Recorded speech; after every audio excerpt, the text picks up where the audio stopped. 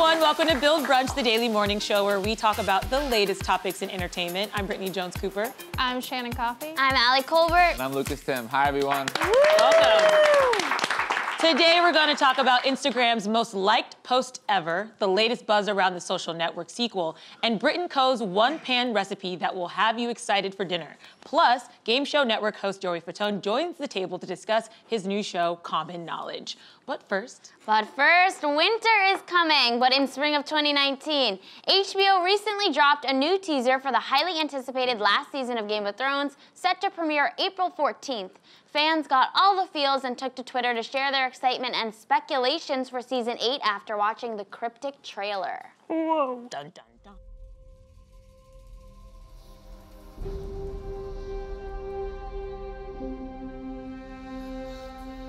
You have to protect him.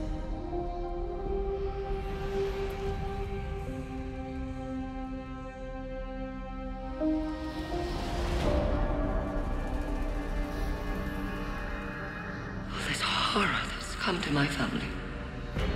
It's all because I couldn't love a motherless child. You are a Stark. You might not have my name. You have my blood.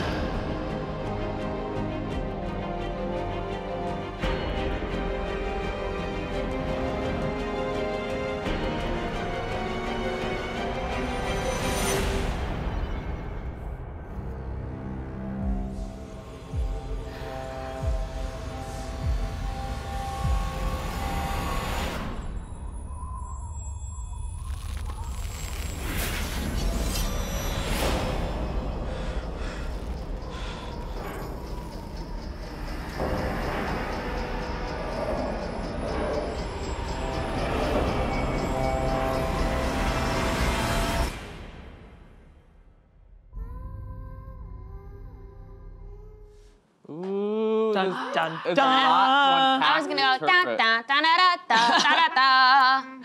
What does it all mean? I mean, if anybody watches the show, Yeah. the fact that they're in the catacombs with looking at statues of themselves means they all die. Well- that's the briefest thing you can assume. Yeah, they're in the crypts of Winterfell Yeah. where the Starks are buried and they're looking at the statues themselves, which you can interpret as death. They is all coming. die. Well, I don't know. That's what you just said. I know. I still think Sansa's. I still think Sansa's gonna live. But why?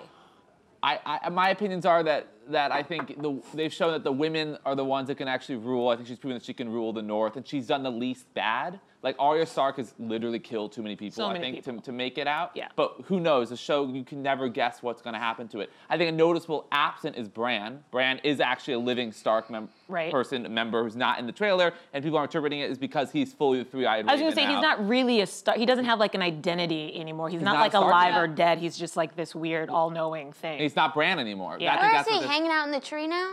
No, he's in Winterfell. They haven't showed him in raven the or tree, but something? yeah. That's where he's. They left him in Winterfell. And remember, he told Sansa, "I can see everything, and I Yeah. know Yeah. everything." She was like, "You've gotten real weird." Yeah.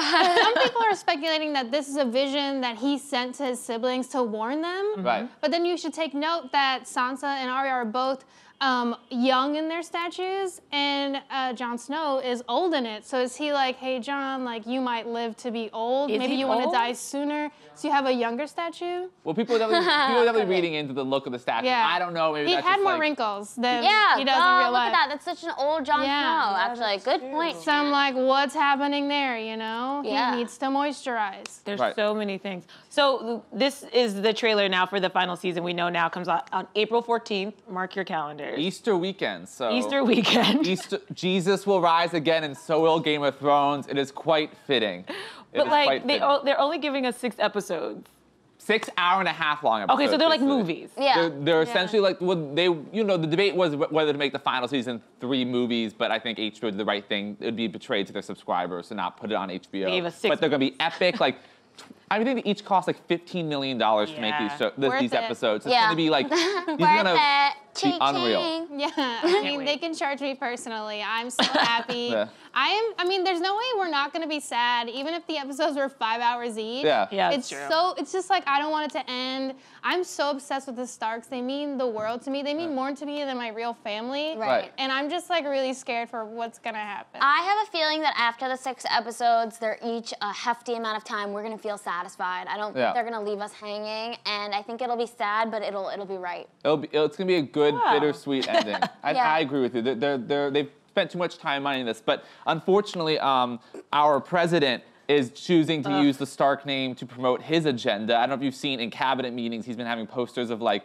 sanctions are coming, the wall is coming. And clearly he doesn't watch the show, because if you watch the show, you know the wall comes tumbling down, so the wall's not really gonna work. Also, winter's like a bad thing, so yeah, the wall is a bad thing. Like you're right, he doesn't fully understand what he's saying. Well, also, he's ruining something that we all love. Like, he never understands anything. You don't even go here, Trump, stop it. Yeah. I don't think he's like even cares really what the Game of Thrones implication of that is. He's just like, oh, yeah, Game of Thrones is a thing, like, I'm gonna do that with my thing. Right. And everyone's like, okay. And clearly he's such a Joffrey, so it's not even, it's like, my God. the fact that he's trying to be a Stark, it's like laughable. Trump, come on. You're a Baratheon. Yeah. Okay. But yeah, I mean, I'm pumped. I've been counting down I can't believe 2017 is when season 7 ended, so it's been a long time. Wow. I know, wow. I may have a party, I don't know, I may have a Game of Thrones party, but I also like watching it alone because I get really emotional and get really neat. Yeah, I don't go to viewing parties. Because people can't talk. I like to watch it with like 2 other people, but not more than that. Yeah, some people just get too chatty and they're like, you know, that means this and this, and I'm like, you know what? This isn't about you. Yeah. Okay, go home and never come back. I would pause and be like, you have to stop talking right now. Yeah. Like, you have to stop. Sounds like it's gonna be a fun party. Yeah, it's a really fun party. Dead silent for an hour and a half, and no one look at me or talk to me. I will say I love watching it with my mom. My mom was really late to the party, and so when I knew big things were coming and I was home, we'd watch it together, and I would record her. And her reactions are like you would imagine any black person in a movie theater. She'd be like, oh no, he didn't. Oh my God. And she's like screaming. It's like the most fun to watch my mom watch Game of Thrones. My mom watched it 3 times in a row and then calls me, Lucas, what's happening? Who's that? Why is the dwarf guy doing this? What is Dragon Lady doing? I don't understand. It's so great. I don't get it. Can you tell me what's happening? And I'm like, I have to like talk to her like. It is kind of confusing, even when you do understand. Like, I often had to go and Google the episodes after, and I would like read a summary because I don't know. At the same point, they're all cold. They all have beards and are wearing, fur. I'm like, I don't know which one of you is which. Like, but if you guys do want to go in recap, Binge Mode is a podcast. They do a really, really good recap of every episode after it airs, and it really like dissects it all and tells you everything you need to know or remember. There's also like a Game of Thrones wiki, which I always went to and like would do deep dives in. It's amazing. Yeah. Like game changer. Also, if you watch it with subtitles, which my mom does. I do too. It helps. Yes. Yep, me too. Helps you kind of understand. The names. Yeah. And everything. We can't wait. April cannot come soon enough. April. But in the meantime, let's move on to today's guest. You may know Joey Fatone as a former member of the multi-platinum group NSYNC. These days, he's hard at work as host of Common Knowledge, a new trivia game series on the Game Show Network, which tests people's smarts for a chance to win $10,000. Let's take a look. You don't need an Ivy League degree to play Common Knowledge. IKEA was founded in what country? Which of these is one of the Great Lakes? What kind of fish is lox? But that doesn't mean it's easy. The new game show that asks common, everyday questions everyone should know. The Swiss Army knife was designed for what? But do they? They made it to fight people. You can kill them with a nail filer. Common Knowledge, hosted by Joey Fatone. Weeknights at 5:30 starting Monday, January 14th. Only on Game Show Network. Everyone put your hands together for Joey Fatone. Thank you. Thank you, thank you, thank you, thank you, thank you. Joey, how's it going? It's fantastic, excited for this new game show. It's been great. I can't complain, really, Yeah, and we've gotten to check out some of the show, and it looks like so much fun. What made you want to be a part of this? You know what? You can't get help but sucked into something like this. I got approached by Game Show Network. They were coming up with a new game show called Common Knowledge, and basically I was like, okay, well, what's the deal? They're like, well, it's everyday questions that everybody should know, and here we go. And I was like, well, what do you mean? They gave me a question. I was like, oh, yeah. And then the conversation just started going. Right. Meaning in the sense, is it true? Is it not? What is a wives' tale? Or is it somebody like my mother said? Or I watched it in a movie? Stuff like that. So it's funny to watch people really get sucked into this when you start asking these questions because everybody has their own views. And it's common knowledge. It's things we should know. But after watching it, there's a lot of things I should know that I don't know. Like which pit is poisonous to eat, an apricot, an olive, or an avocado. I was like, I don't know, am I gonna die? You're like saving lives, really. Yeah, same thing with like a light bulb. If a light bulb breaks inside, obviously the socket, how do you get it out? Potato. There you go. Yeah. See? Not everybody knows. If you came on the show, yes. Depending. But it's funny because people do not know that answer. Yeah. You know, just like we said, it's a common knowledge. I know all of Henry VIII's 6 wives, but I don't know the hell what either of those questions answers That's were. okay. That would be used for something. But the show is so fun to watch because it is so engaging for people even watching at home. When I was watching, like I'm so into it because I want to know the answers. Do you think people will be surprised that how much they know of their common knowledge, but how surprised how hard these common knowledge questions are? I think both, because there are times that I don't even know the answers, and I like playing along with the contestants, which I think is great, because you're able to kind of be more engaged and not just be like, because like Alex Trebek, gotta love him, but he's always like, oh, you know, Mesopotamia, sorry, that's a wrong answer. Meanwhile, it's like, who the heck knew those answers? But these are ones that are everyday things that people can kind of guess at and kind of throw at each other. And again, like I said, you get people talking, which is a blast. And for me, it's so much fun being engaging, watching them and being like, oh, I know this answer. And inside my head, I'm like, oh, get it right, get it right. And then sometimes I'm like, get it right. And I'm like, oh, I was wrong. You know, it's that kind of thing. So it's a blast. Yeah, and the show works after a team wins 3 rounds, they have a chance to go to the bonus round and win $10,000, which is a lot of money. Yeah. That could do a lot for me right now. What's it like hosting, being a part of a show that can, like, you know, change people's lives? Give this to them. You know, it's fun about this show too. It's not like oh my God, it's gonna. The best part about it is for them is, you know, they get to either pay their bills off or their debt, you know, that kind of things that they can do. Or even sometimes some of these people, they just want to even have a party, or sometimes it's like, because it's either family members, sometimes it's like a Bible study group, or we had a dodgeball team, 3 people on a team that were from a dodgeball team. So they like either will get like new jerseys for their dodgeball team, or they'll get new Bibles for their book, you know, so they use it for good things that they do for either their community or themselves as a family. That's fantastic. I love that. Yeah, that's great. And before this, you announced for Family Feud, you hosted the Singing Bee, you also were a part of the unscripted reality Parents Just Don't Understand. What is, you know, the most fun aspect of being a part of these environments? I think the people. I think the same thing why I'm sure you guys are doing stuff like this. You like to interview and talk. It's just that whole engaging thing. It's the same thing with the contestants. I love being able to talk to them, get inside, you know, say, hey, what's going on? How are you? And sometimes it throws them off a lot of times, because I'll be like, I'll go up to the team, I'm like, all right, cool, kick ass, take names. And they're like, what? Joey Fatone just did that? Right. What? So it's one of those things that I'm like, yeah, I go, don't you want to win? Like, yeah, you want to win $10,000? Great. And then I go to the other side, I go, hey, same thing. And they're like, what do you mean? I'm like, you want to beat the other team. That's the name of the game. And it breaks the ice a little bit, because some of them are so like nervous being on camera. And that's the hardest thing. And I think that's one of my duties and job is to basically have them go, hey, you know what, relax, it's okay. And answering questions under pressure, on camera, for money, for a reason. Like, I would cry, break down, sweat, and collapse. It's a lot of pressure. Yeah. It's a lot of pressure. Yeah, that's a lot going on at once. I have a quick question. Is there a host that you really admire and like kind of model yourself after, or like inspires you? You know what, there are so many. I mean, for me, dating my age now, Wink Martindale was a game show, of course, a game show host.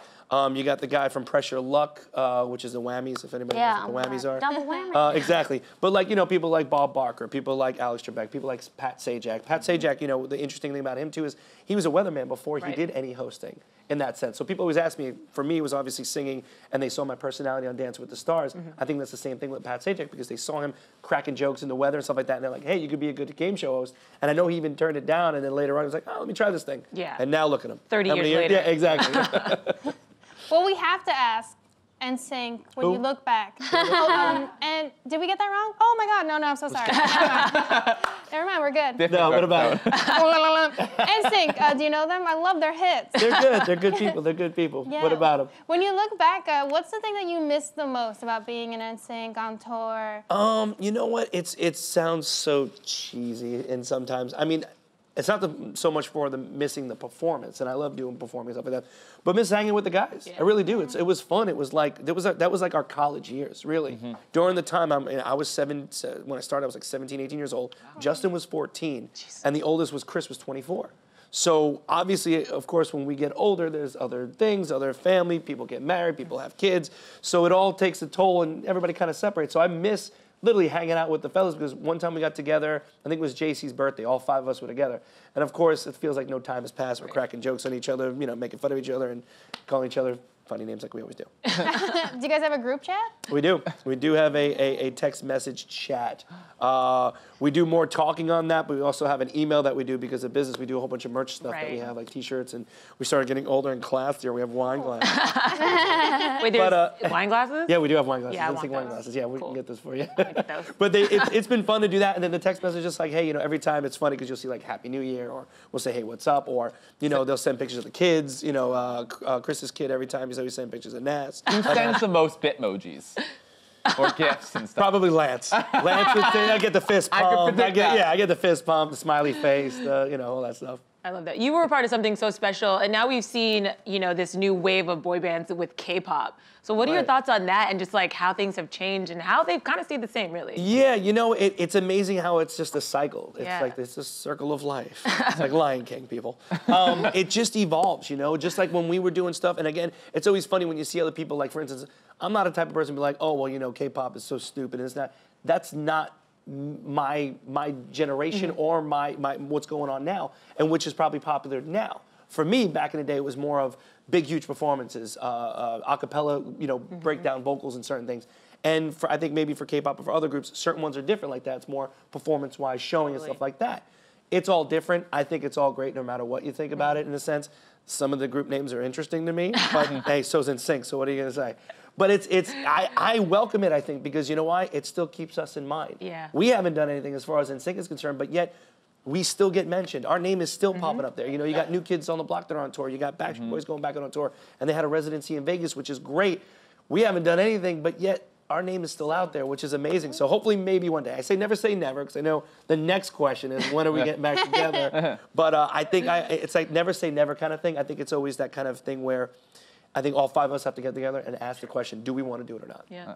Well, I know your fans are praying that happens. But in the meantime, we do have the dance moves that you left us, so K-pop still can't quite match. Do you think that hurts and get in sync on Common Knowledge? I'd love to. That'd be fun. And who do you think would be the best out of you guys? I kept saying I think Chris. They've asked me this. Yeah, because me and Chris actually did Family Feud. We were actually on Family Feud with a celebrity boy band-ish. We had one of the guys from Boys to Men. We had Nate. We had Nick from 98 Degrees. Myself and Chris, and we won. Right. So, and Chris was the one to take it home. So I know he's pretty knowledgeable about some stuff, especially Common Knowledge. So I think he'd be the man to do it. That'd be awesome. Well, we'll be watching either way. Joey, thank you so much for joining us today. Appreciate it. And everyone, make sure to check out Common Knowledge, hosted by Joey Fatone, weeknights at 5:30 p.m. Eastern on the Game Show Network.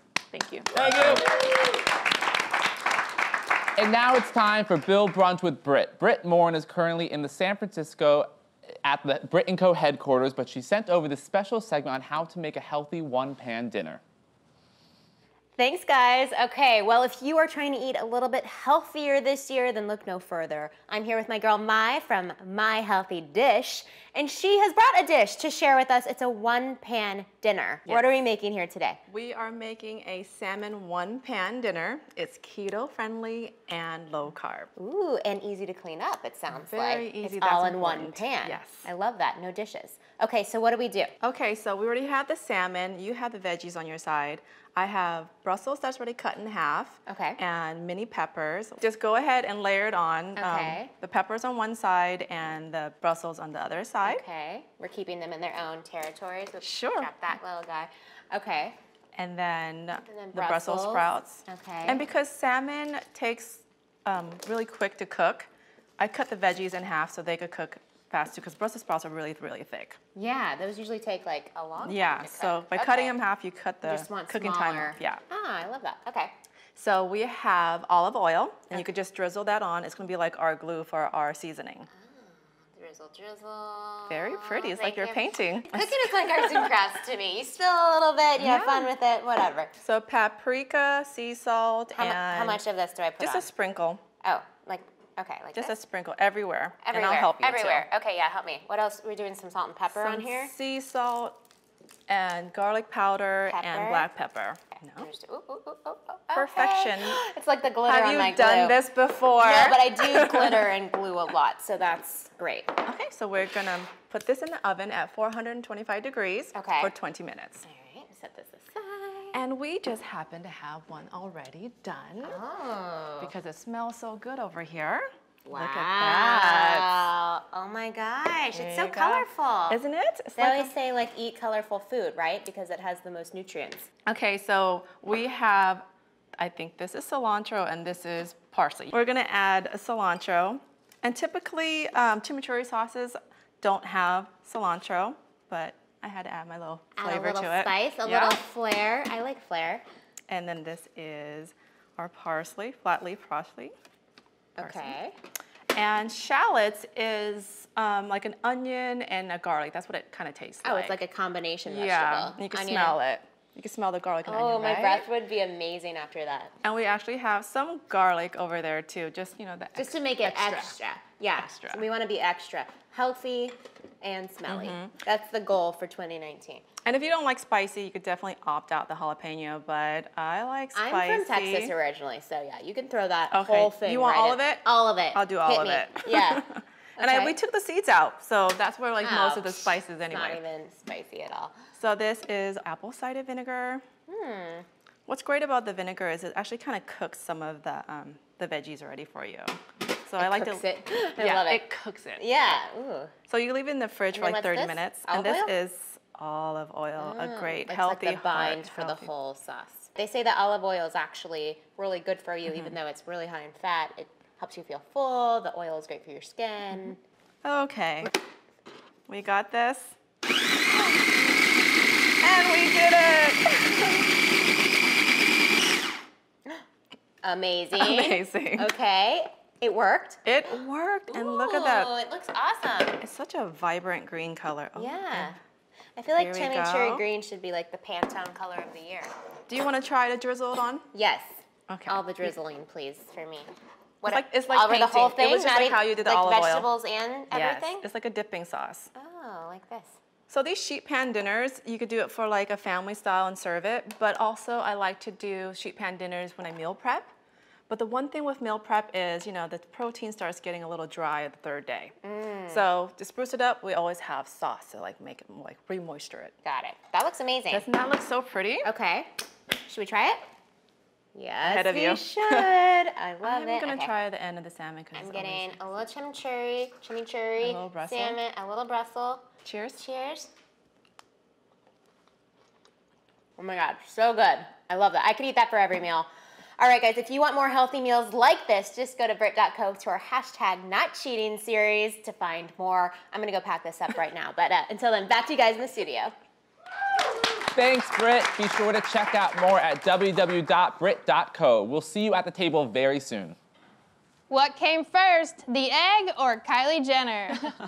Well, Instagram has voted, and it's the egg. A stock picture of an egg is now the most liked post in Instagram history, currently with 40.7 million likes. The image has dethroned Kylie Jenner, but Kylie didn't go quietly. She posted this hilarious response. All right, guys. First, let's feel the ground. Really hot? Okay.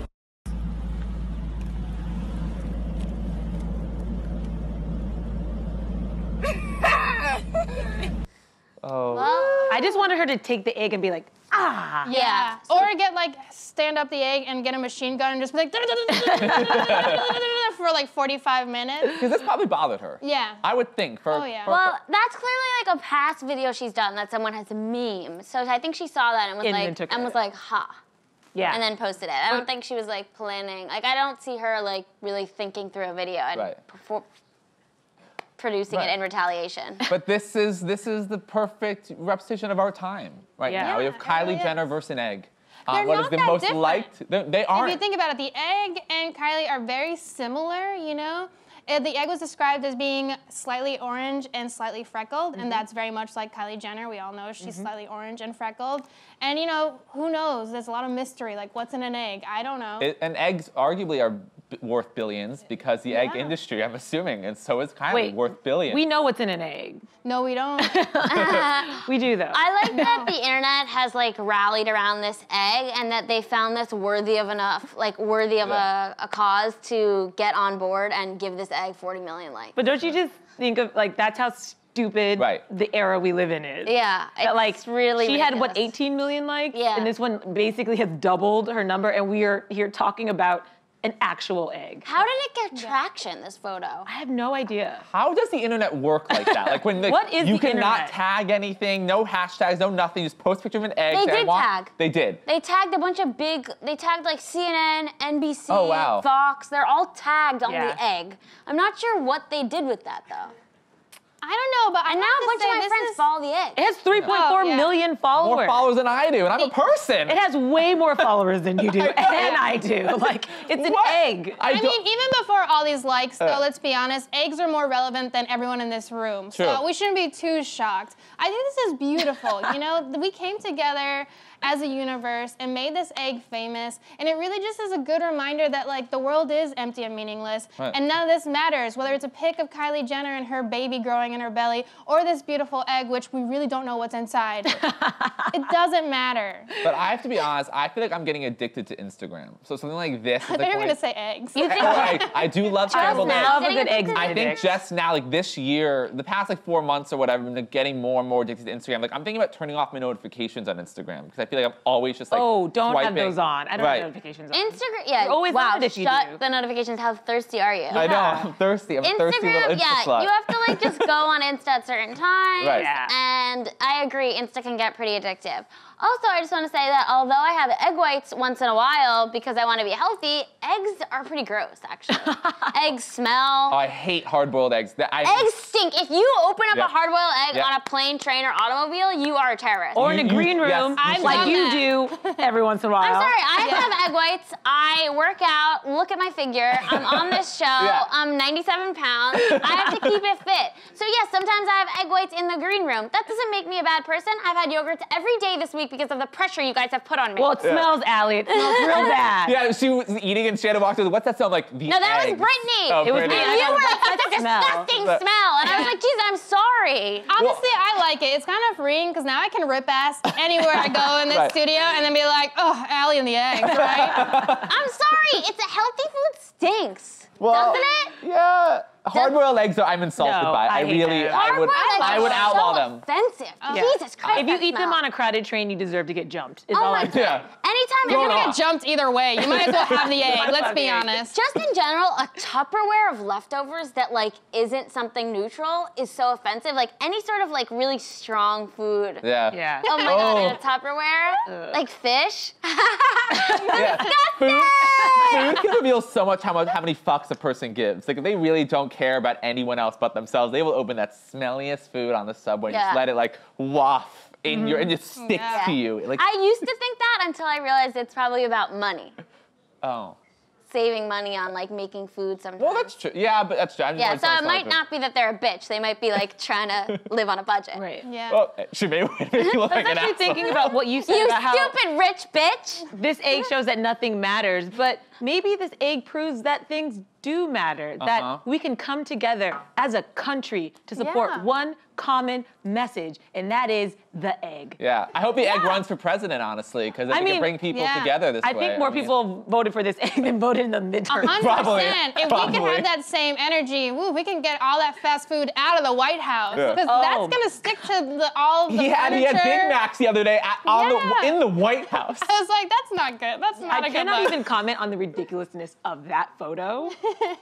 The Big Macs? Yeah, the big It makes me believe in nothing Yeah. except for this egg. Well, I'm sure Lincoln would be proud. Well, moving on. A lot happened since director David Fincher's The Social Network came out in 2010, and that's why it may be time for a sequel. In a new interview with the Associated Press, writer Aaron Sorkin reveals that another Facebook movie has been discussed as headlines continue to pour out over the social media platform. Whether or not this happens, we at Bill Brunch would like to give this idea a like. I loved the Social Network movie, but now that feels really bad to say. Like, in hindsight, it's like, oh, I loved that movie about the corporation that would ruin the world. Right. Yeah, but I think that's why we need a sequel. Yeah, we should have a sequel, but I don't think we're ready for the sequel yet. Like, I need to see exactly how fucked up it gets. You're right. And then we can write the sequel. Right now, it's just kind of like we're reaching the climax of what would be the movie. It seems like we're over, but we're not. We're yeah, still in the middle so of... not over at all. Because we had the Cambridge Analytica stuff last year or 2 years ago. Now we found out they go into viewership. They're your DMs. They sell your private info. Like it's all this stuff. Basically, this movie is just Mark Zuckerberg and Sheryl Sandberg yelling at their employees, like, how does that get out? How does the information get out? Like, we need to know, there needs to be more story crafted how this ending is going to be. I'm with you. And Allie, unfortunately, I think in our culture, we love to see a star fall. So everybody is watching Mark Zuckerberg, and I think a lot of people want to see him taken down. A lot of people want to see him fail, and I can't say that that's not going to happen because I think he's constantly having to defend himself, and eventually he's going to run out of excuses. So I do kind of think we have to see where Mark ends up before we can really properly tell this story. It's not about Facebook. The thing that was so fascinating about this story was the man. And so we've got to see what happens to the man. Do you remember when he testified before the Senate? And he was like a robot, like drinking water like this, and and his little lizard man eyes were like blink, blink. He's like beep boop bop beep. Well, he looked like Data. I know all your information. Star Trek. It was like, that was crazy. I was like, this person's not real. But yeah. Well, he was also in a really uncomfortable position. Yeah. Oh, really? Like the one he put us in? Yeah, maybe when he lied about constantly. Yeah. No, there's definitely not blood running through his veins. You can see that there's something else in it. I don't know if it's like oil or like egg yolk, something, but it's like something's happening to him where you can see through his skin like, I'm not human. So he definitely seems to be detached from what humans deserve or believe. Did you see that video? Which is like respect.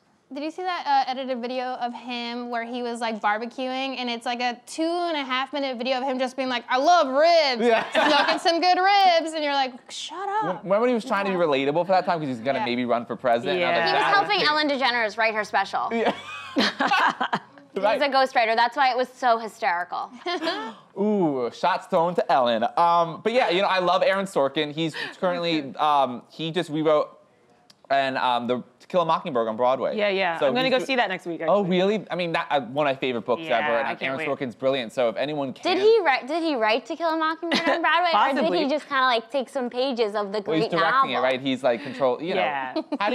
He's staging it. He's staging it. He's transforming into a Broadway play. And knowing him, he probably just like moved up the pacing of the dialogue. It's fast talking. You're doing the Lots of walking and talking. Walking and talking. You guys watch The West Wing. That's what they're famous for. Yeah, that's basically all it is. Just walking and talking. That's like Gilmore Girls to me.